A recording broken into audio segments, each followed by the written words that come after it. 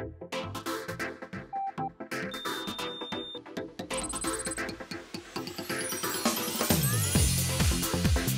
couldn't have picked a prettier jail. The once former British penal colony has been transformed into a multicultural mecca. A European outpost now finding its place in Asia. All set in an environment like no other. This month on First Class, we're in Sydney.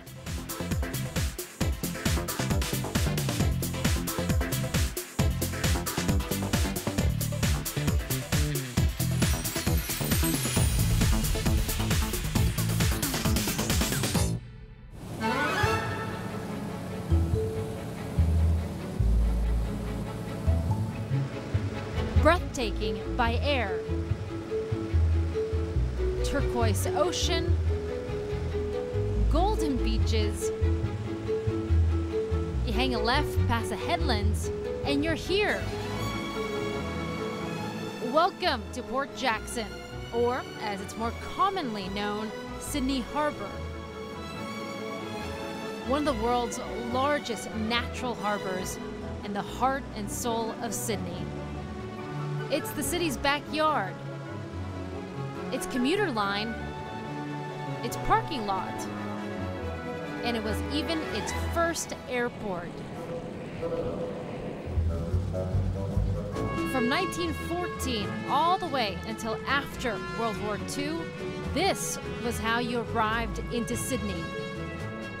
Planes came from all over by what they call the flying boat. It took 31 stops to get to London and 4 days to reach Singapore. The golden age of air travel may be over. The traffic at this airport a lot more quiet. But these planes still turn heads and provide a fleeting glimpse of the Sydney of long ago.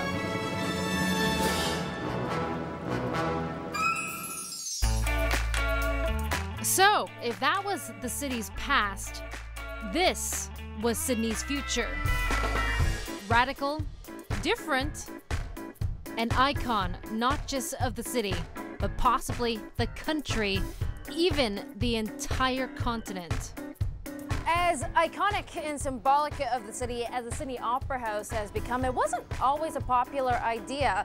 It was mired in controversy. Some people didn't want it. In fact, some even questioned its unique design. 14 times over budget, 10 years behind schedule. It finally opened its doors in 1973. Now 7 million people walk through them each and every year. And the controversial building has even been listed as a UNESCO World Heritage Site. So we all know the iconic Sydney Opera House, the exterior, but we've taken you inside to take a look at the interior of the Opera House itself. It's still pretty busy in here. We have 4 shows each day, tour groups that follow through, and I mean everybody has played here, but not everybody has sounded as good as maybe they could have. That's because after running so far over budget, sacrifices were made to the interior. In a spectacular triumph of form over function, the acoustics of the Opera House have actually never been that great. So we've shown you the shiny Sydney Opera House, but just across the way makes up the other part of the iconic harbour. And this piece, some would say, is more representative of the grit and the pioneering spirit of the city.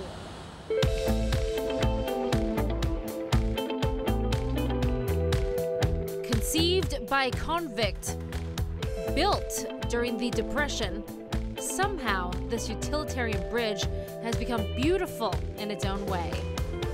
And the Sydney Harbour Bridge is definitely the best way to experience one of the city's icons while simultaneously viewing the other. And steps? Well, I lost count somewhere, but trust me, there are a lot of them. It even comes with a mini-me. Yup, you're not seeing double. This is New York's Hell Gate Bridge, the inspiration for the Sydney one, and Australia's is 60% bigger because bigger is better, right? Well, it also costs a bit more. Australia only finished paying for the bridge in 1988. Sydneysiders affectionately call it the coat hanger. It's still a main part of the city. We still have 180,000 cars that go over this bridge each and every day, and it's very popular with climbers as well. 2,000 each and every day in the month of January. Now, this is also a feat of engineering when it was built in 1932. At the time, it was the largest arch bridge in the world. And if that's economy, this is first class. And after about 3 hours, you finally get to see why every step was worth it. And from up here, you can see why there is only one hotel in Sydney with a perfect view of both icons. On one side, you get a view of the iconic Sydney Opera House. On the other side, you get the Harbour Bridge. This is something special. This is the Sydney Suite at the Park Hyatt, which goes for around $17,000 a night, minimum of 2 nights stay. But if you want to stay during New Year's, then you have to stay at least 6 nights, and it's going to be a while because there's a 5-year waiting list. The hotel recently reopened its doors after a dramatic year-long renovation. This room, it didn't even exist 5 years ago. In fact, this is the first time that anyone's ever been allowed to film in it.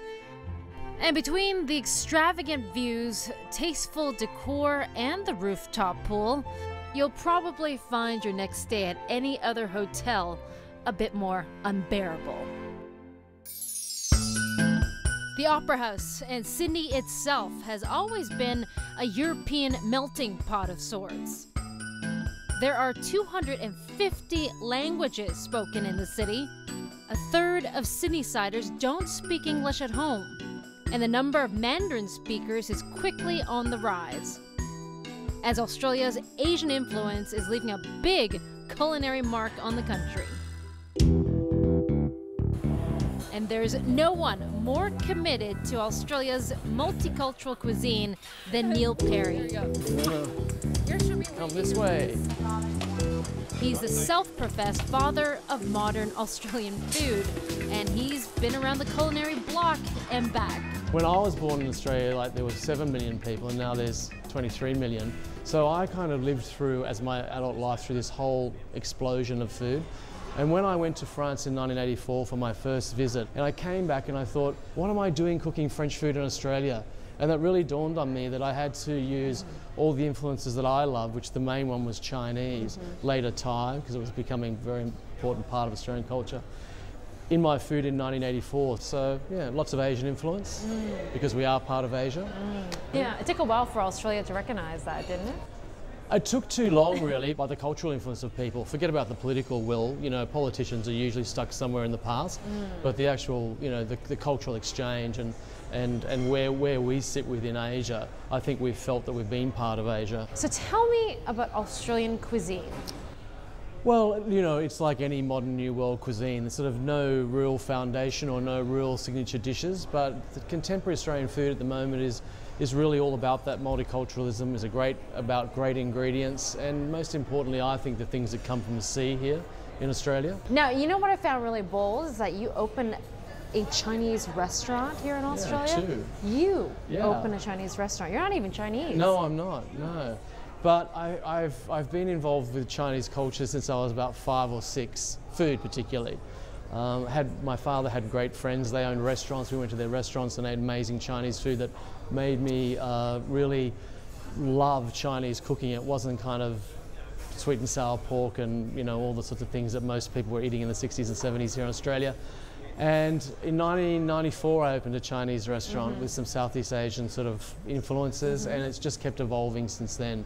So Spice Temple is throw all the other Southeast Asian influences out, and it's just Chinese, but regional Chinese. You can also taste Neil's Australian cuisine if you fly Qantas.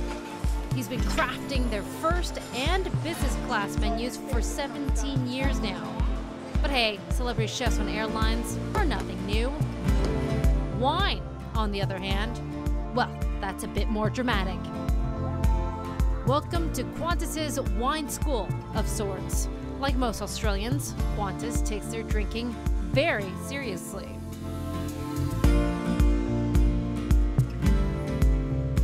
actually have sommeliers on board, sommelier-trained employees on board each and every Qantas flight. Yes, we do. We've been doing this for the last 5, 7, 10 years, I think, actually training our cabin crew to be the best sommeliers on board the plane. So we actually have 3 different programs where cabin crew learn all about wine, the Australian wine industry, the global industry, and we actually have then an advanced program where our cabin crew actually undertake a theory test. They have to do blind tastings and they actually have to do a service test to make sure that they can deliver the wine experience to our customers to our really high standards. That sounds really serious. It is. Yes. So serious that Qantas is the 3rd largest buyer of wine in the country, spending $15 million on Australian wines every year, trailing only the 2 big supermarket chains. And for the past 5 years, it has won more awards for its wines than any other airline out there. So cheers to that. But time to sober up. I'll show you Sydney's new epicenter and all its first-class luxuries. And I'll do my best David Attenborough impression as we go glamping in the Blue Mountains. But if you want to stay in something a bit more civilized, our friends at Lux have listed a few of their favorite places for you, just in case.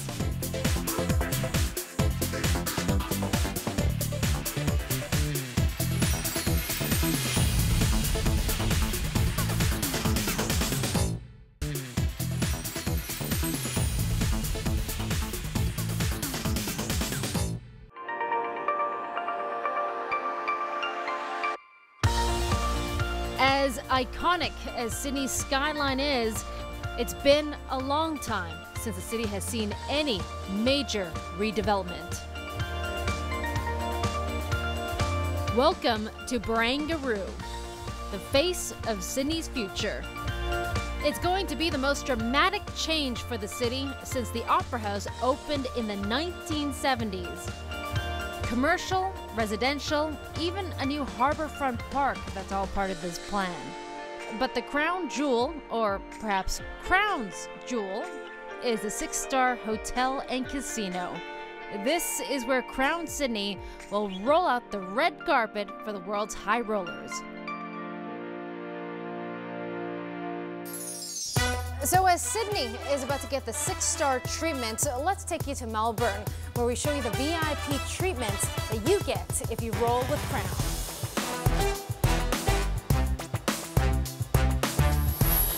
Hi.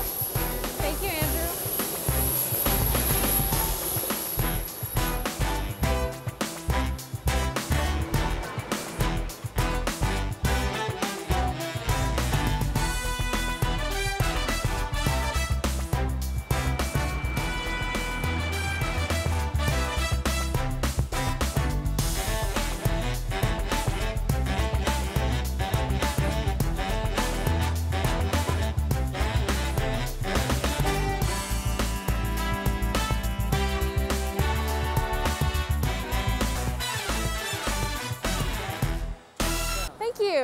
This is Crown, the largest building in the Southern Hemisphere, and this is also where 17 million visitors pass through each and every year, and we're one of them.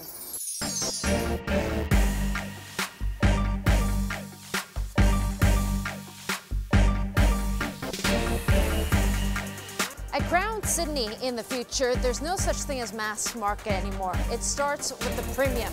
And this is the premium floor space where you have to be a member, and there's a big minimum bet start. $25 for blackjack, $100 for baccarat.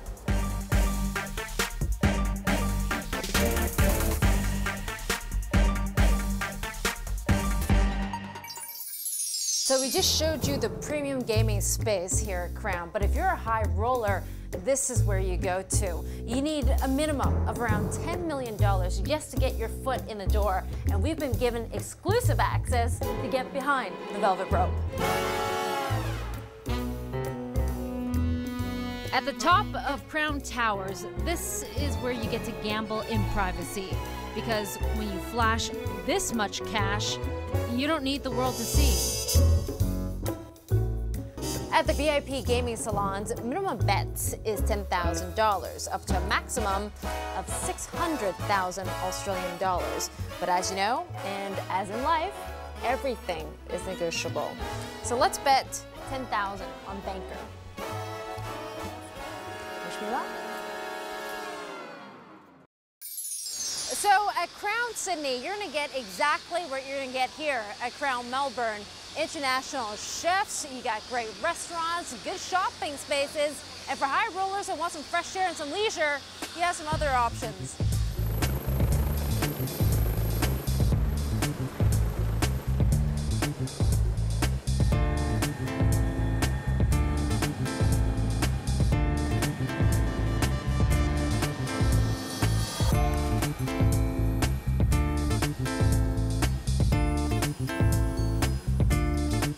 Wow, this is the Capital Golf Club.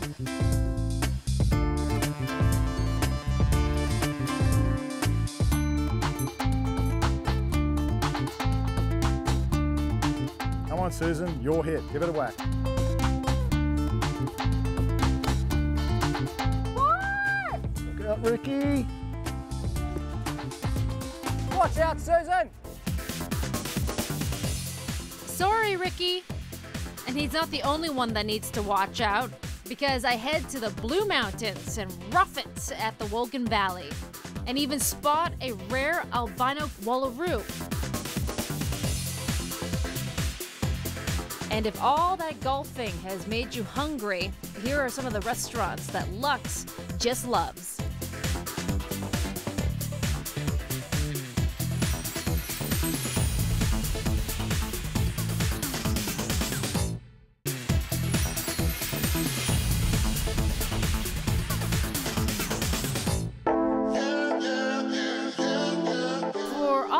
Beauty. The one downside down under is just how removed you are from just about everywhere else. 9 hours to Hong Kong, 15 hours to Dubai, and 21 hours to Paris. But I found a way to get around those pesky flight times. In fact, for a mere $1,200, I discovered you can go absolutely nowhere at all. Now, if you're in Sydney and you're a bit of a plane buff, here's an interesting experience you can do. If you own Qantas points, all you need is 100,000 of them, and you can get your own experience on a flight simulator. Let's see how well I fly a plane. Yeah, hello, Susan. Hi. Welcome to Qantas Flight Training. Thank Nice to have you here. I have to say, I think you need to strap in because I'm not the most experienced. All right, let's put our seatbelts on anyway, shall we? Now, I might have flown in plenty of planes, but this is the first time that I've been behind the wheel. But with a little climb, a little thrust, we're up, up and away. So we're over Paris City at the moment. Oh, it's gorgeous. Where's the Arc de Triomphe? It's down over to our right, down over there. I don't see the Eiffel Tower No, anywhere. it's behind the cloud just down there. Well, what's the point then? Well, you could turn that way and fly down there. Yeah, if you'd like. So let's let's do go that. over there. A quick flight to Paris, an afternoon of shopping with my imaginary friend, and I'm back on the ground once again. And we're just aiming for that point just down on the runway where those lights, the red and white lights are. So that's it, you're doing a great job. Just keep it on the centre line like that. Center line, okay. On the center line. Doing it, that's it. Just little inputs. 100. And a bit to the right again. And at about 50 feet, 50. pull the nose back. Okay. So 30. that's it, you're doing a great job. 20. Just hold the nose about there. Great, we're on the ground. Oh, really? So I'm going to use reverse thrust to help you slow down. We've got some automatic braking systems happening. And the aircraft comes to a halt. Wow. And everyone's safe and Everyone's sound. safe. Great job. Thank you. I appreciate it. Great job. Thank you. Well, we all survived. I think that was the point.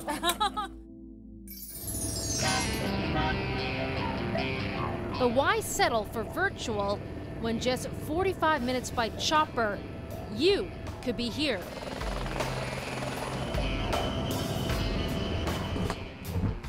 Susan, welcome to one and only Wogan Valley. Thank you, Michael.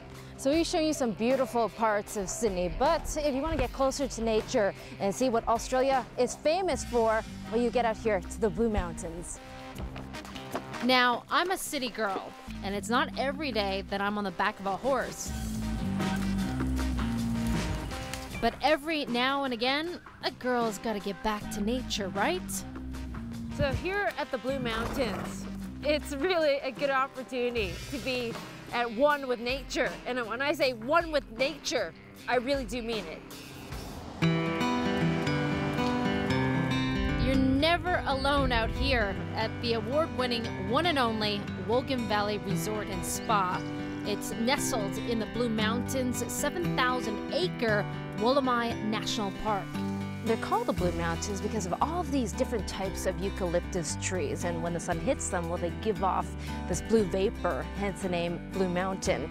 You don't need to go to the outback to find Australia's native animals because they're also just right here.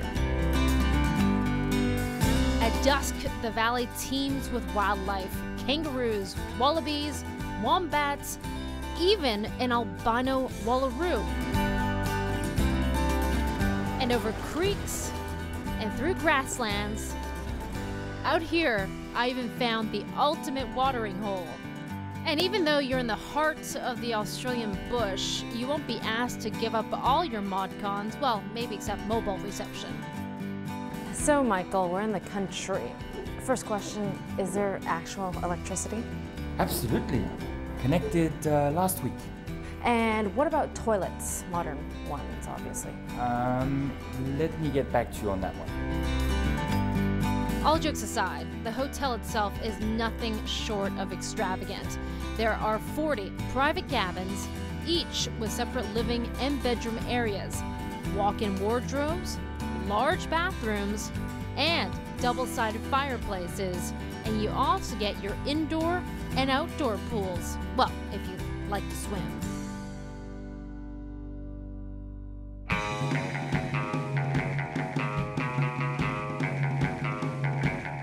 Sydney is all about the sea. Whether it's surfing, swimming, or just hanging out at the beach, Sydneysiders never like to be too far away from the sea. So as you see, Sydney has a lot of cool things, but the one thing that Sydneysiders always go back to is the beach. I'm gonna go check out Bondi. Thanks for joining us on this edition of First Class. I'll see you next time.